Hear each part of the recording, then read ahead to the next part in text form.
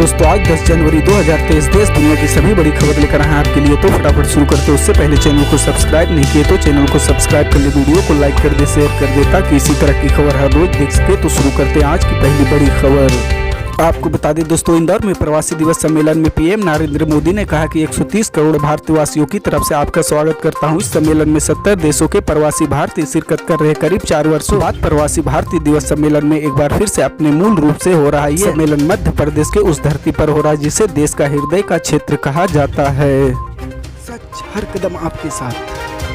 आपको बता दें दोस्तों, उत्तर प्रदेश में समाजवादी पार्टी और बीजेपी के बीच ट्विटर पर शुरू हुई जुबानी जंग अब और तेज हो गई। अखिलेश यादव की पत्नी और मैनपुरी से सांसद डिंपल यादव और उनकी बेटी आदित्य पर अभद्र टिप्पणी करने का आरोप बीजेपी नेता ऋचा राजपूत पर लगा था। इस मामले में शिवपाल सिंह यादव ने अपनी पहली प्रतिक्रिया दी है। शिवपाल सिंह ने इस मामले में कड़ी प्रतिक्रिया दी है। उन्होंने महाभारत के युद्ध की भाषा में चेतावनी देते हुए कहा कि हम 99 बार देखे, 99 पार हुआ, उसके बाद बर्दाश्त नहीं करेंगे। बीजेपी राजनीतिक में स्वास्थ्य परंपराओं को खत्म कर रही। इस दौरान उन्होंने निकाय चुनाव पर बीजेपी को घेरते हुए कहा कि पहले सरकार ने ढिलाई दी जिसकी वजह से चुनाव लेट हुआ, अब कोर्ट के फैसले का इंतजार है। सच हर कदम आपके साथ।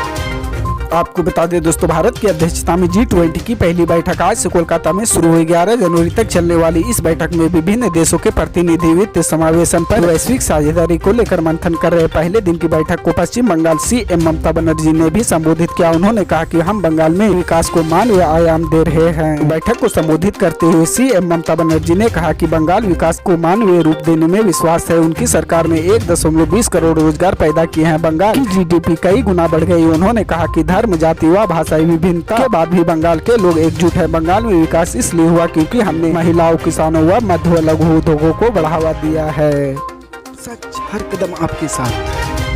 आपको बता दें दोस्तों, आंध्र प्रदेश के तिरुमला स्थित तिरुपति वेंकटेश मंदिर में विशेष दर्शन के लिए ऑनलाइन टिकट बुकिंग शुरू हो गई है। तिरुमला तिरुपति देवस्थानम ट्रस्ट मंदिर के प्रबंधक काम देखता है TD ने 300 रुपए के टिकट वाले विशेष दर्शन के ऑनलाइन कोटा आज 9 जनवरी को जारी किया। इसके तहत 12 से 31 जनवरी को और फरवरी के महीने के लिए ऑनलाइन टिकट बुकिंग किए जा सकते हैं। ट्रस्ट की ओर से श्रद्धालुओं से अनुरोध किया जाता है कि वे विशेष दर्शन के लिए ऑनलाइन टिकट बुकिंग करें। TDI के मुताबिक बालायम कार्यक्रम के चलते 22 फरवरी से 28 फरवरी तक सर्व दर्शन की अनुमति नहीं होगी। सच हर कदम आपके साथ। आपको बता दें दोस्तों, राहुल गांधी, नीतीश कुमार और ममता बनर्जी समेत कई चेहरों को पीएम उम्मीदवार बनाए जाने के लिए विपक्ष में चर्चाओं का दौर तेज हो गया। इस बीच AIMI के मुखिया असदुद्दीन ओवैसी ने विपक्ष की ओर से पीएम उम्मीदवार ले जाने की चर्चाओं को गलत बताया। उन्होंने कहा यदि विपक्ष की ओर से किसी चेहरे का पीएम ऐलान की उम्मीदवार के तौर पर किया जाता है तो इससे भाजपा और मोदी को सीधा फायदा होगा। ANI से बातचीत में ओवैसी ने कहा कि चेहरे पर लड़ने की बजाय विपक्ष को हर लोकसभा क्षेत्र में खुद को मजबूत करने पर फोकस करनी चाहिए। ओवैसी ने कहा कि विपक्ष को अभी 540 लोकसभा सीटों पर कड़ी फाइट की कोशिश करनी चाहिए। यदि कोई अकेली पार्टी भाजपा से लड़ेगी तो उसे सीधा फायदा मिलेगा। यदि मुकाबला अरविंद केजरीवाल बना नरेंद्र मोदी या राहुल गांधी बना मोदी होता है तो सीधे तौर पर भाजपा को फायदा होगा। सच हर कदम आपके साथ।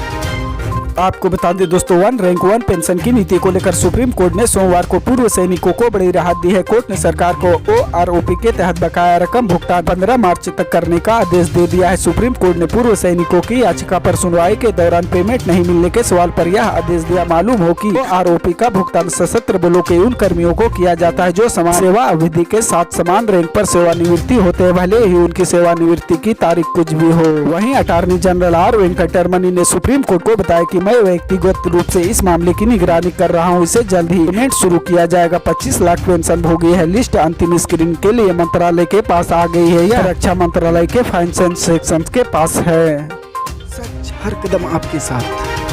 आपको बता दें दोस्तों, तमिलनाडु सरकार ने पोंगल त्योहार के अवसर को देखते हुए अपने नागरिकों को गिफ्ट हैम्पर देने की घोषणा की। इस पोंगल गिफ्ट हैम्पर में 1 पूरा गन्ना, 1 किलो चावल, 1 किलो चीनी और 1000 रुपए नगद शामिल है। सोमवार को मुख्यमंत्री M.K. स्टालिन ने उपहार वितरण का शुभारंभ चेन्नई में करेंगे। बता दें कि पोंगल तमिलनाडु का एक खास त्योहार होता है। पोंगल त्योहार मूल रूप से कृषि से संबंधित पर्व माना जाता है। इससे पहले तमिलनाडु सरकार ने 3 जनवरी को पोंगल गिफ्ट हैम्पर एकत्र करने के लिए टोकन वितरित करना शुरू कर दिया था। पोंगल उपहार के लिए राज्य भर के सभी 200 करोड़ चावल राशन कार्ड धारकों को टोकन वितरित किए जा रहे हैं। इस हैम्पर में 1 किलो कच्चा चावल, चीनी, 1 गन्ना और 1000 रुपए नगद होंगे। बता दें कि पिछले साल बांटी जाने वाली सामग्री गुणवत्ता को लेकर शिकायतें दर्ज होने के बाद सरकार ने इस साल 1000 रुपए देने का फैसला किया है।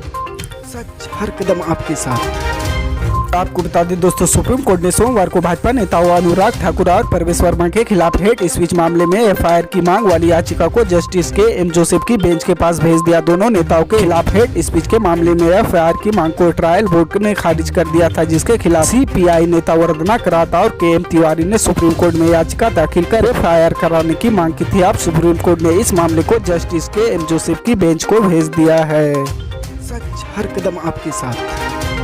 आपको बता दें दोस्तों, उत्तराखंड के जोशीमठ में हो रहे भूधसाव ने पूरे उत्तराखंड को झकझोर कर रख दिया। वहीं गढ़वाल के अन्य इलाकों में भी जमीन धंसने और मकान में दरारों की आ रही तस्वीर ने प्रदेश और देश भर में हड़कंप मचाकर रख दिया। जहां एक और जोशीमठ की स्थिति दयनीय बनी हुई है, तो वहीं गढ़वाल के ऐसे 25 गाँव और है जो भूधसाव और घरों में दरारों का दंश झेल रहे हैं। टिहरी जिले के स्थित राजेंद्र नगर के अटाली गाँव में ऋषिकेश कर्णप्रयाग रेलवे स्टेशन के निर्माण से अटाली गाँव के कुछ परिवारों की कृषि भूमि सहित मकानों पर दरारें पड़ गई। अटाली गांव के कृषि भूमि पर पिछले 2 से 3 दिनों में 1.5 फुट तक दरारें पड़ चुकी है, जिसके चलते गांव के कई घर खतरे की जद में आ चुके हैं।